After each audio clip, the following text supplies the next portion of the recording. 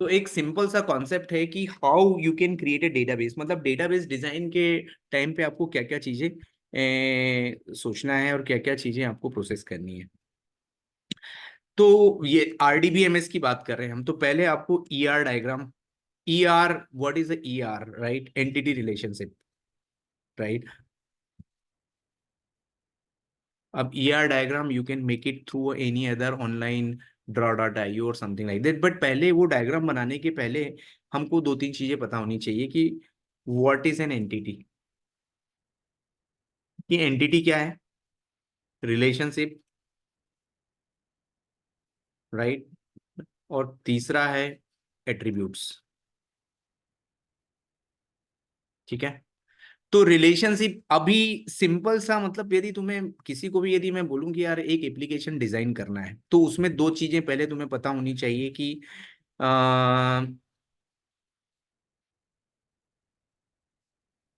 Is this a top down और bottom up approach. उसके लिए पहले हम बात करेंगे, यदि बॉटम अप अप्रोच होगी तो पहले डेटाबेस डिजाइन होगा, यदि टॉप डाउन होगी तो पहले यूजर इंटरफेस बनेंगे और उसके बाद में डेटाबेस बनेगा।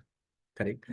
तो डेटाबेस जो है, डेटाबेस इज द बेस, मतलब ऐसे किसी भी बिल्डिंग का जो बेस होता है ना, वो उसकी प्लिंथ और जो पिलर्स होते हैं, वैसे ही तुम्हारे एप्लीकेशन का जो बेस है ना, वो है database, right, the base of your application. Clear. तो जितना अंडरस्टैंड करके डेटाबेस को लोगे उतना बेटर अंडरस्टैंडिंग आ जाएगा फंक्शनल सिनारियो में, उतना बेटर अंडरस्टैंडिंग आएगा तुम्हारे एप्लीकेशन अंडरस्टैंडिंग में। तुमको पता चल जाएगा कि कौन से ऑपरेशंस किस क्लास में लिखे हैं, कैसे सेव ऑपरेशन, यदि सेव होंगे तो कहाँ पे सेव होगा, नहीं होंगे तो क्या होगा, कौन से फील्ड का क्या मतलब है, क्योंकि you will see many such field, 50 40 fields into one table. तो हर एक फील्ड का एक सिग्निफिकेंस है, उसका क्या मतलब है, कैसे यूज हो रहा है, वो सारी चीजें तुम्हें पता चलेगी इंटरप्राइज एप्लीकेशन में।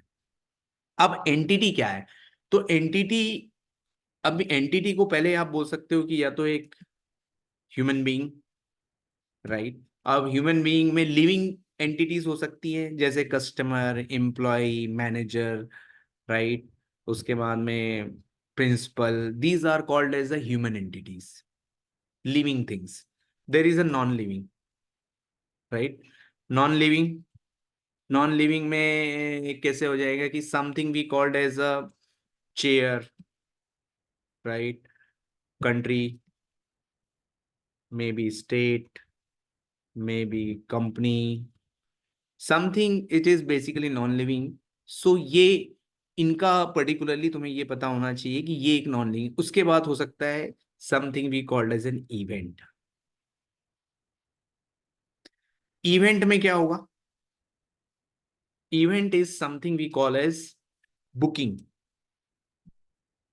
Transaction, reservation, right. उसके बाद में travel, may be there can be a multiple other things like that. तो ये क्या है, इवेंट। बुकिंग तुमने की, एक इवेंट है। ट्रांजेक्शन तुमने क्या की, रिजर्वेशन तुमने क्या, एक इवेंट है। तो ये क्या हो गए कि इस तरीके की एक इवेंट, तो ये थ्री टाइप की तुम्हारी एंटिटीज हो गई हैं। अब इसके बाद में पहले हम ये भी देख लेते हैं कि relationship, attributes.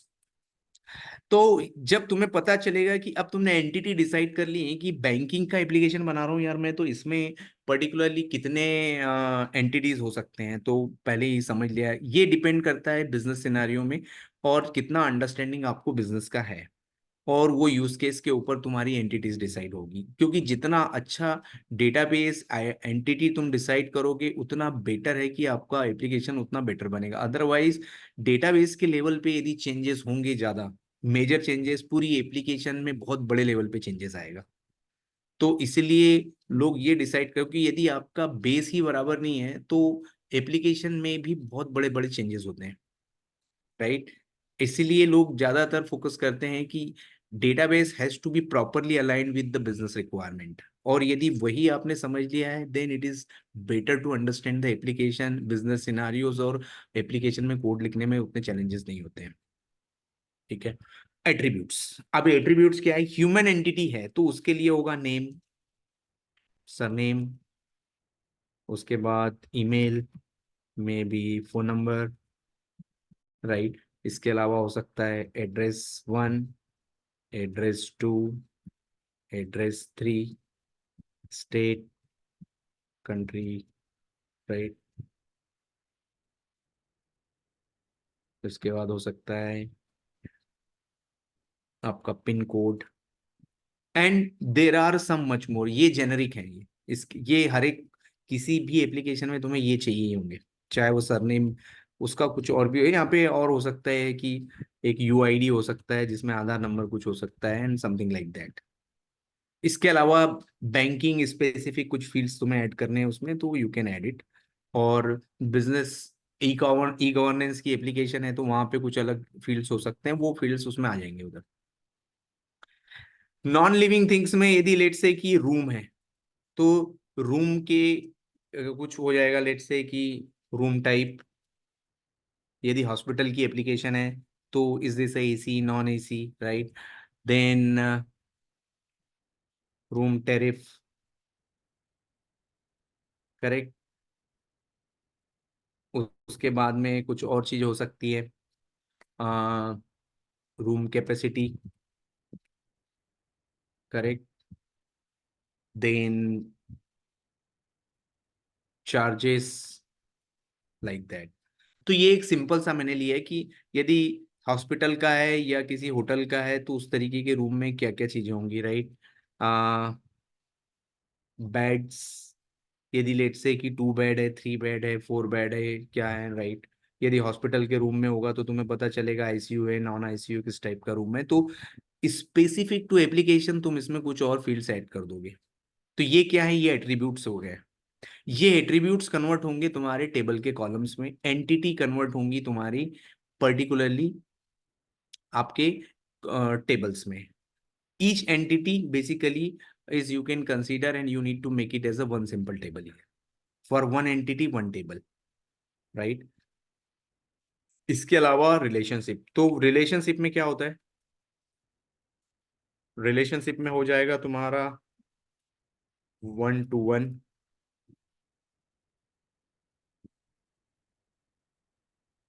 Right. 1 to many, many to 1, और इधर हो जाएगा many to many, ठीक है। प्रिंसिपल और कॉलेज का है तो वहां पे आप बोल सकते हो कि 1 to 1। Country and PM 1 to 1, right. 1 to many में हो सकता है कि एक क्लास है, in one class multiple student, class two students, right. तो ये इस तरीके के रिलेशनशिप होंगे। many to 1, right, students to class, और स्टूडेंट टू कॉलेज, और may be school, right. May be patient to hospital, like this. तो इसको थोड़ा सा प्रैक्टिस करना पड़ेगा, then you will be able to understand कि how to design a database many to many. अभी मल्टी एक डॉक्टर मल्टीपल पेशेंट को देख सकता है, और एक ही पेशेंट को मल्टीपल डॉक्टर्स देख सकते हैं। तो doctor to patient, correct. Teacher student, right. इस तरीके से अब इसमें क्या होगा कि तुम्हें एक थर्ड टेबल बनाना पड़ेगा। ऑलवेज थर्ड टेबल कैसा होगा, जो आपका दोनों की प्राइमरी आईडी, लेट से डॉक्टर पेशेंट टेबल होगा वो। एक डॉक्टर का आपका एक टेबल है, पेशेंट का एक टेबल है, बट इस केस में तुम्हें एक थर्ड टेबल बनाना पड़ेगा जो डॉक्टर पेशेंट, उसमें डॉक्टर की आईडी, पेशेंट की ID, and there is a separate primary key होगी, लाइक दिस। तो ये हो गया एक हाई लेवल पे। इसके अलावा यदि ये चीजें तुमने थोड़ी सी अंडरस्टैंड कर ली, बहुत ही बेसिक्स है, बट ये चीजें तुमको थोड़ा सा समझ में आ गया है, तो इसके अलावा बाकी भी चीजें तुम डिसाइड कर सकते हो। सेकंड पॉइंट क्या है कि जब आप एक बार ये कर लोगे, फिर आपको ये डिसाइड करना है कि जो आपने जो डेटाबेस आरडीबीएमएस का जो कॉन्सेप्ट होता है उसमें हमें नॉर्मलाइजेशन फॉर्म यूज करने हैं। तो नॉर्मलाइजेशन फॉर्म्स, उसमें first form, second form, third form, fourth, bias code, like this. तो वो सर्टिफाई होना चाहिए, मतलब जितना अच्छा नॉर्मलाइज होगा आपका database, tables and everything, it is a much better. तो database design you need to do some practice, मतलब सिंपल है, इजी है, बट जित प्रैक्टिस करने के बाद में उसमें क्लैरिटी और ज़्यादा आएगी। सो ये कुछ चीज़ें तुम्हें पता होनी चाहिए। नॉर्मलाइजेशन हम किसी और टॉपिक में कभी और डिस्कस कर लेंगे, थोड़ा सा लेंदी टॉपिक है वो, और उसको डिटेल में अंडरस्टैंड करना पड़ेगा, तो may be we will have some other session for that.